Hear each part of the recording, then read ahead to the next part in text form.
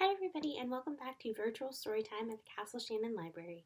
This is our regularly scheduled songs and stories time at 10:30 on Thursdays.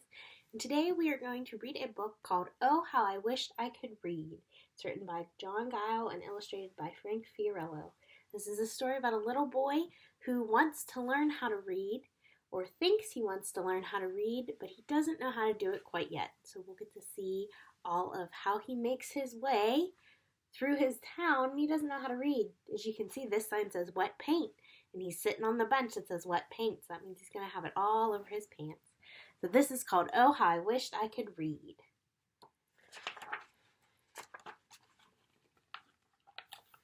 I awoke with a yell and sat straight up in bed, full of fear and wild worries and trouble and dread.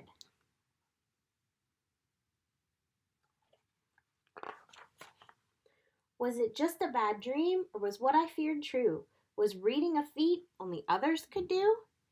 In my dreams I was walking alone on the street.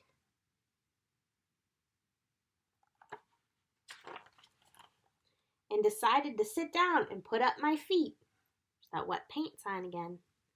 I discovered too late what the wet paint sign said, when the bench left my backside a bright shade of red.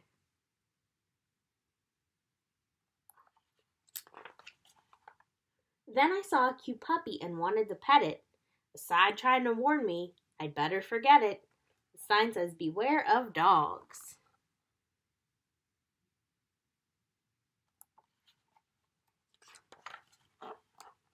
But the words on the gate meant nothing to me, till a pack of wild dogs chased me right up a tree.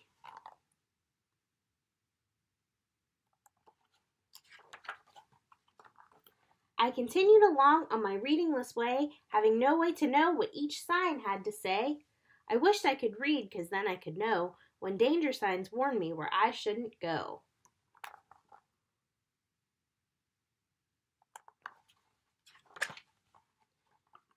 A sign said no crossing, but I didn't heed it, because in my dream I had no way to read it. So I stepped off the sidewalk and ooh, what a fuss, I was nearly run down by 2 cars and a bus.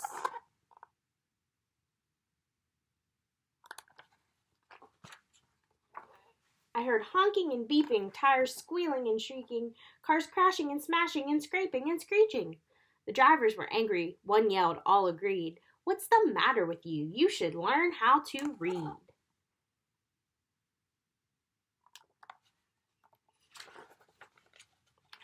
I jumped from the street and ran away fast, but worried about each sign that I passed.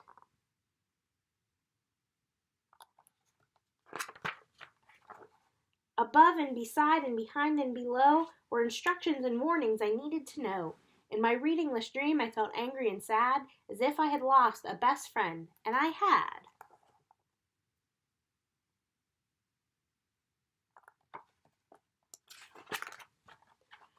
I was lost and alone and afraid as could be of the readingless troubles still waiting for me. I wandered and wondered what words I saw meant.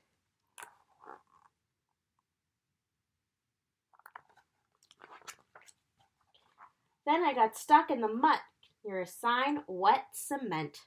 So I took off my shoes and I sat down to clean them.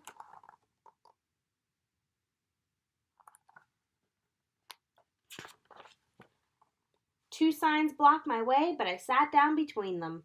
They said poison ivy, but I didn't know.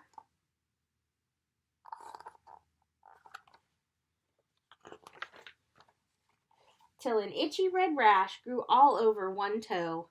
When I headed for home to get medication, I went from a bad to a worse situation.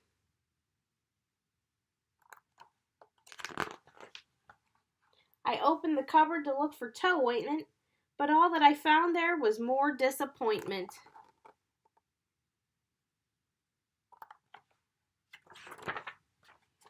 Each bottle and tube on the shelf had a label. I needed to read, but I wasn't able. I itched and I twitched. How I wish I could read.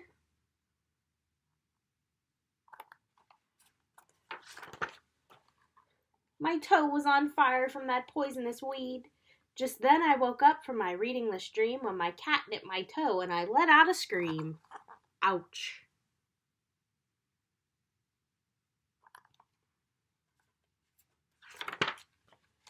I threw back my covers and jumped to the floor. I ran to the shelf where my books were before.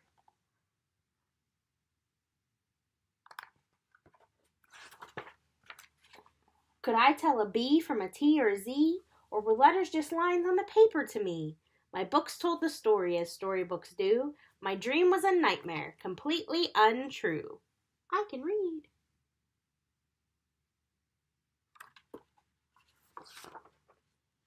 At last it was over. At last I was freed from the night when I wished, how I wished I could read.